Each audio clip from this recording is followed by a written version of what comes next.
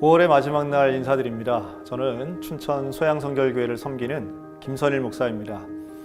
오늘 저는 여러분들과 함께 열왕기상 15장 33절에서 16장 7절까지의 말씀을 가지고 이스라엘 왕 바하사에 대해 함께 묵상하려고 합니다.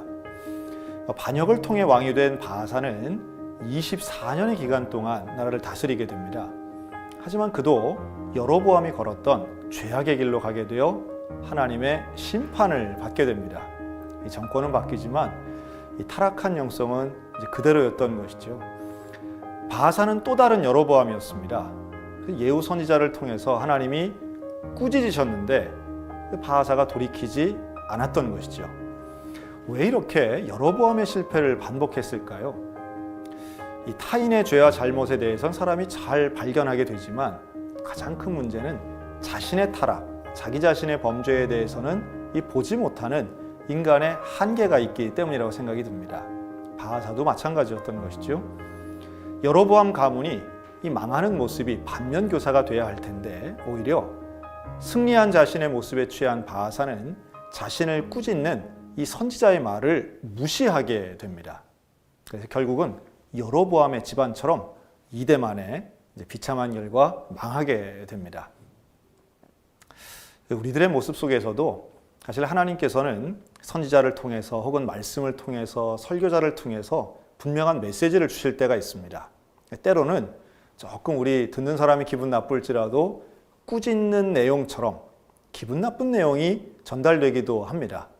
근데 은혜가 있는 사람은요, 꾸짖음을 들을 줄 아는 사람이 생각이 듭니다.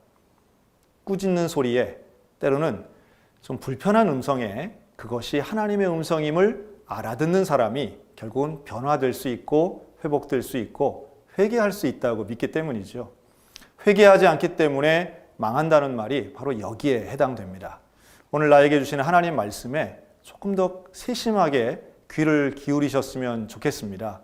물론 칭찬과 격려도 참 좋은 것이지만 때로는 꾸짖는 주의 음성을 온전히 들을 줄 아는 성숙한 영성이 필요하다라고 하는 것이죠.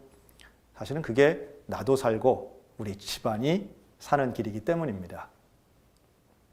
하나님의 말씀과 예언이 온전히 선포되기를 함께 기도했으면 좋겠습니다.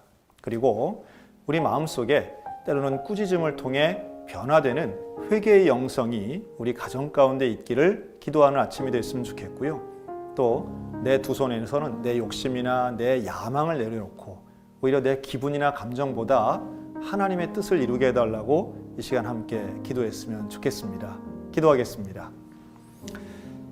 고마우신 하나님, 하나님의 뜻을 이루기 위해 하나님의 음성을 듣는 영적 분별력을 허락해 주시옵소서.